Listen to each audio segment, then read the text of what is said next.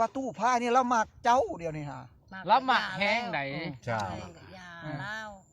คอยบ่ได้หมักเล่า เห็นบ่ แส แล้ ดงว่าเคลียร์กันปัญหากันนั่นแหละตู้มีแล้วก็สงสัยตัวนี้แล้วแล้วก็คาจิตคาใจนอนบ่รับกันย่ำเหตุผลตัวนี้แห บ่ ละ คักบ่ได้เนาะ บ่คักบ่ได้จะมาหากันเฮ็ดได้นี่ จะว่า บ่ มา เป็ ถาน ม หยังบ่เป็นหยังหักมาแน่ จะมาถามให้มันจะแจ้ง จะแจ้งแล้วนี่ข่อยบอกจะบ่เชื่อก็ไปจักแล้วเนาะ โอ้ถือว่าตัดแล้วเนาะ ตัวตัดคักตัดแน่แล้วเนาะอืม พระเจ้าบ่เชื่อก็บ่จักน้ำเสียวเจ้าเด้อเรื่องของเจ้าบัดนี้เขาจักเจ้า เจ้าตัดเราคักเลย คัก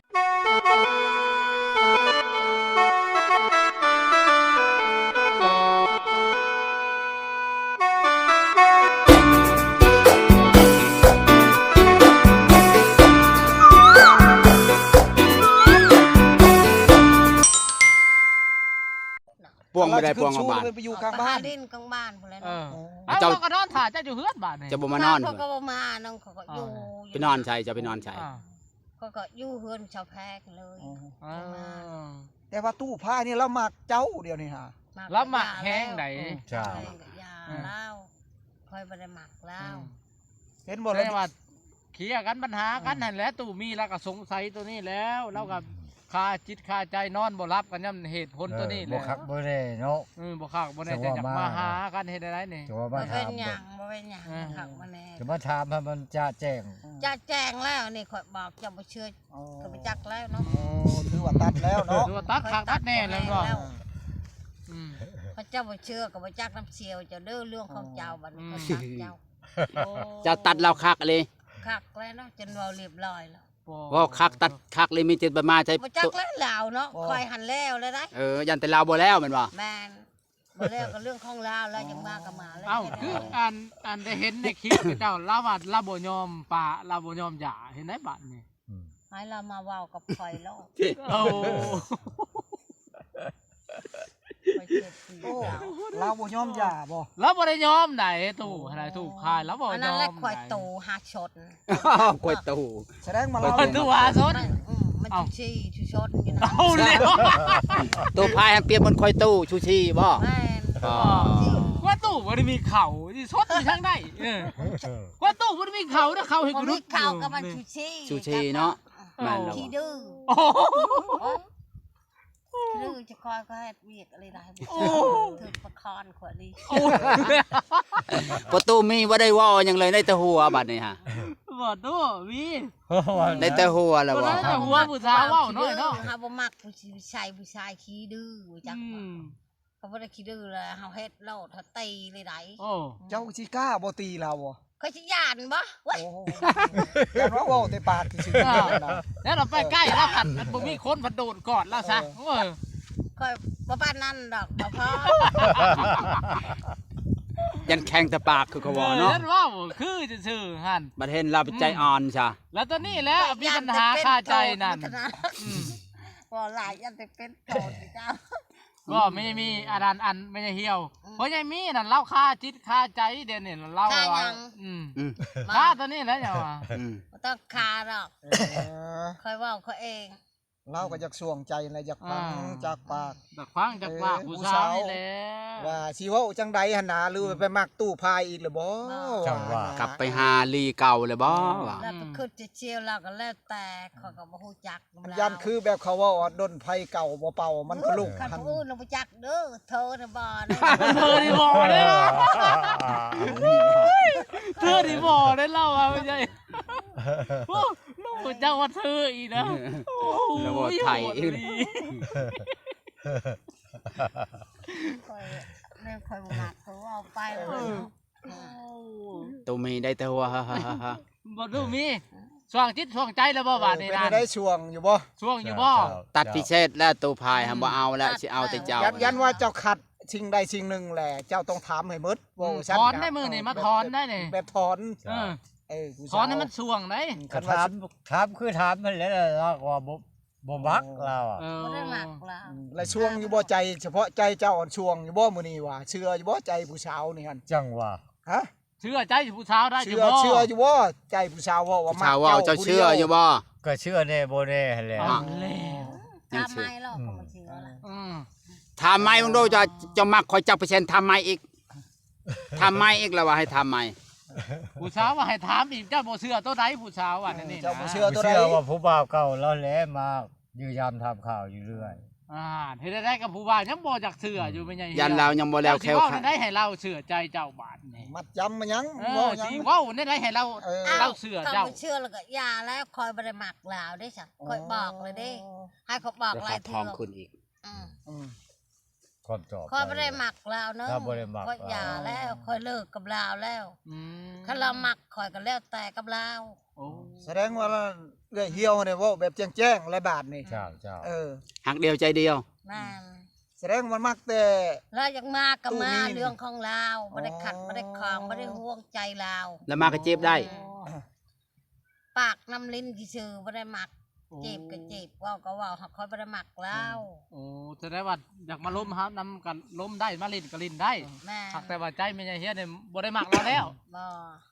ลาวชูชีลาวก็เรื่องของลาวคอยบ่ได้หายบ่ได้ผิด ชูชีจนนั้นเราจะขึ้นไปชูเจ้าฮะ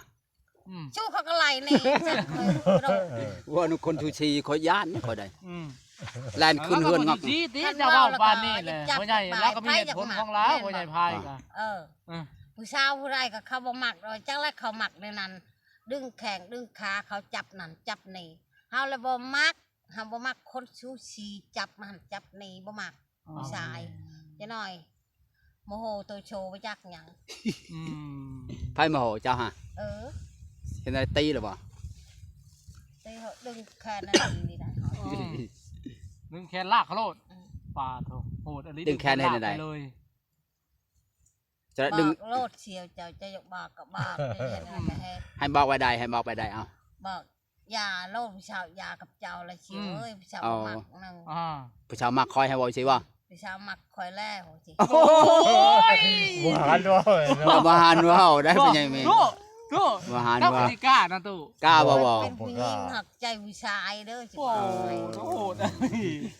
เราบาหานว่าวได้ เออ ปฏิกล้านะตู้เนาะ หวานด้วยหวาน ปาก บอก กา เลย กาโลด โอ้ เมาโลด บอกคอยบอกสิว่าเนี่ย ว่าคอยบอกแน่นี่เราก็บ่มาไกลคอยเลย อืม เราบ่หันมาโลดคันเขาว่าตรง โอ้ คักเดียวเอาเนี่ย เพื่อนแล้วว่าอันนี้คือผู้สาวกูจะมายุ่งเลยเต้ แม่ โอ้โดโหดอะไร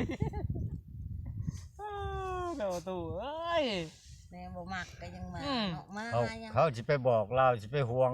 เขาก็บ่ได้มาแต่งเราเนาะ แมนมันค่าน้ำตัวเดียวอันนี้แหละ ยังไม่ได้ขอ มา มา หา หา มา บอก แต่งมาแป้งมาห้องมาคอเนี่ย เราบ่ได้มักเชียวเอ้ยพี่สิ อืม เราบ่ได้มักเจ้านึงมักจักมักไผมักคอยนี่เรามัก โอ้โห เออ บอก ใหญ่ คัก เดียวเอ้ยเจ้าคือว่าว้าวถึกใจตู้มีแท้ เจ้าเจ้า ถึกใจจนว่าฮ่าฮ่าฮ่าฮ่าเนาะ บ่ตู้มี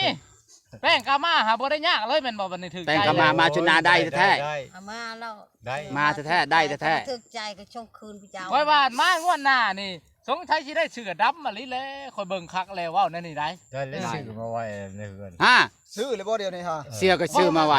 เชื่อแบบใด ฮะ เชื่อมีหมึกติ้งบ่ ไม่ได้ เสียดำมัน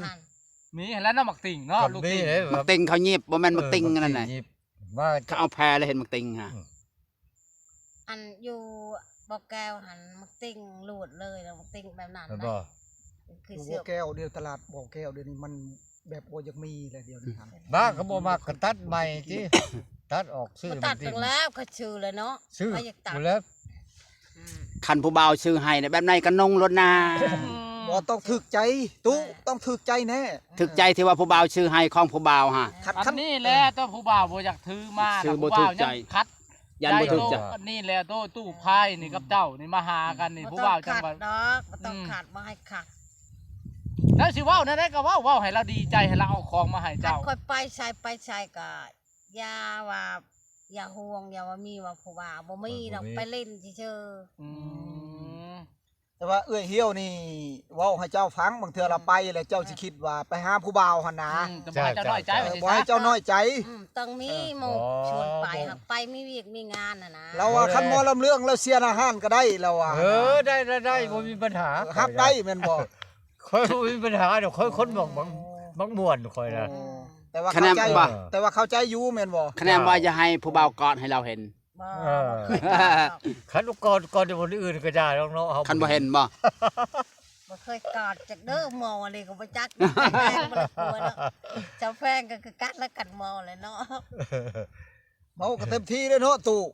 ผู้บ่าวไปกอดแล้วก็ห้อย บ่ไปบุญนี่ไปบุญ บ่ได้ ใช่ไม่ไปกับชาวแพงหรือว่าจ้า บ่เคยไปใส่นะ ไปใช่ก็มีแต่ชาวแพงขี่รถกับชาวแพง ขี่รถนำกันเนาะ ชาวแพงและชาวมอไผสอนนั่นล่ะ ชอบนำกันจะค่อยขี่รถเทื่อก็จะค่อยขี่รถใหญ่นะ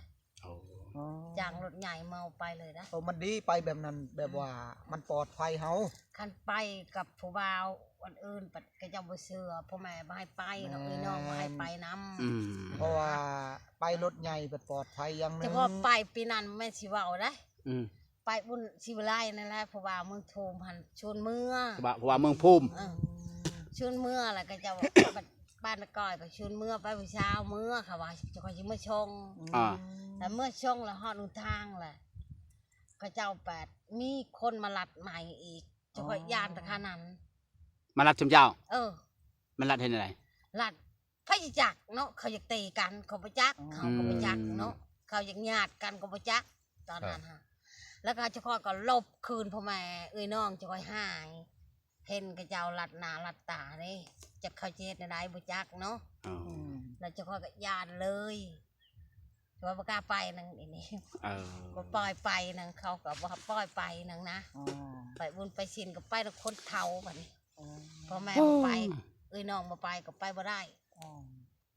คักแล้วว่าพ่อใหญ่บัดนี้ สังวา พ่อใหญ่เว้าคักปลาเหี่ยวเว้าคักแล้วมื้อนี้เนาะ เจ้า เป็นช่วงเลยบาดนี้เนาะ ช่วงวะแล้วมื้อนี้เนาะ เชื่อโลด แสดงว่าผู้สาวนี่ เชื่อว่ะ ฮักเจ้าบ่เดี๋ยวนี้บ่ เจ้า เราว่ามักเนาะ ฉันแล้วเราเว้า เออ แล้วก็มัก แล้วก็ว่ามักค่อยก็ว่ามักคือกัน ให้มันชมความเราเว้าเนาะ เจ้า ชมหมดทุกอย่าง เออ เอาในนี่ไปในนี่บ่ได้ไปใช้อีก หักเดียวใจเดียวบ่ เอ้ยน้องบ่ให้ไปกลางค่ำกลางคืนเขาบ่ให้ไป บ่หักเดียวใจเดียวว่าจ้า แม่น อย่าว่าหักเดียวใจเดียวเป็นไรใจ บ่มีไผดอกบ่น้อมใจจะมาเว้าบ่มีเนาะ บ่มีได้มื้อนั้นยังผู้บ่าวเก่าลอยมาหาอยู่ มาหากับมาหาชื่อๆแล้วเนาะมาลินมาโมน เดี๋ยวเรามาปรับความเข้าใจกันนั่นล่ะเนาะ อ๋ออื อันนี้ล่ะตู้มีรถอดบ่ได้บาทนี่ เจ้า เราเข้าใจ รถบ่ แล้ว ได้ลงไว้ ค่อยสั่งค่อย ไปนะ ล ว่าพ่อน้อยว่าพาอันพ่อใหญ่ไปแน่ว่าอยากไปถามข่าวผู้เช้านี่แล้วอ่ะ เออ กันมีงานกับคนเจ็บคนโชว์ก็ได้ไปนอนจะคอยหันชะแพงจนไปได้ น้อย ไป จนมื้อนี้เราจนลืมมันของภาคของตอนนะไปมื้อนี้นะแบบว่าคันสิไป จัก ของ ที่อันนั้นนะอันเสื้อกับจักที่ถือมากอะจักที่ถือแม่ ยานว่า ได้ยัน โมมี เพิ่นมีชู้มีแฟนแล้วบัดจักที่ถือมาให้ไผอะนะ ๆเลยบ่กล้าถือมาแล้วไปถาม จักเพิ่นสิเอาจักเพิ่นบ่เอาแม่น เอา บ่ แล้วเหมือน ร่าง เนาะ เทื่อเพิ่นมีอัน ผู้ใหม่ ผู้ใบแล้วครับ บ่มีเนาะ ก็เพิ่นบ่เอาก็เพิ่นอยากอายแล้วเฮาอะ บ่มีไฟ ขึ้นไป บ่ นะ มีแล้วบ่มีเนาะ บัดจะเว้าแน่นี่ก็หม้อใกล้สิได้นุ่งแล้วละ เออมาหา หม้อแล้วหม้อแล้ว หาหน้าไปแล้ว ได้ทั้งเสื้อได้ทั้งแป้งกามาขี่ไปโลดบัดนี้ อืม แป้งกามาเจ้าก็สิได้เออ โอ้คันมีผู้ไปสิโนใครเนาะ แล้วจะถามแถว โอ้ยเดี๋ยวจะไปชื่อหลักสามก็มีนะ ถามเบิ่งแถวบ้านเจ้าบ่มีบ่ เออ แต่ถ้าแถวห้านเวียน บ่มี ห้าน หรอก บ่มีบ่กามา บ่มี ได้ มันบ่มีดอกบ้านเนาะอันบ้าน มันเนาะ ไกลแต่เมืองเนาะ ตามบ้านนอกบ่จักมีดอกคันบ่เป็นสิโน เขาบ่ขายดอก กำลักษา แต่ มัน ว่า มี บ้านนอกแล้วก็เจ้าให้ แป้งยังก็มี แป้งกามามันเป็นเหลี่ยมบ่กระปังมัน ไอ้นากาก ลมและเหลี่ยม สีทองอันนี้อันจีไอ้สีทองอันนี้ขวมมา เป็นป้องเล็กบ่ กระปังมันเหล็กหรือว่ากามาเนี่ย เนาะผมเคยใช้ แป้งเก่า ถามขับ เป็นแป้งรุ่นเก่าเด้อแป้งกามา สี่เหลี่ยม อืม เป็นสี่เหลี่ยมเขาว่าแป้งกามาเนี่ยสี่เหลี่ยมกว่า อืม สีเหลี่ยม มั มาน จะ ละ คือกับอันแป้งเย็น บ่ ปลางูนี่บ่ จะมากบ่แป้งมันนะติดใจหอม อืมมากกว่า คันจะชื่อให้แล้วเอาหรือบ่ เอาแล้วเนาะ เดี๋ยวบ่ได้ชื่อเฮาให้แล้วบ่เอาซะ เคยชื่อมาแล้ว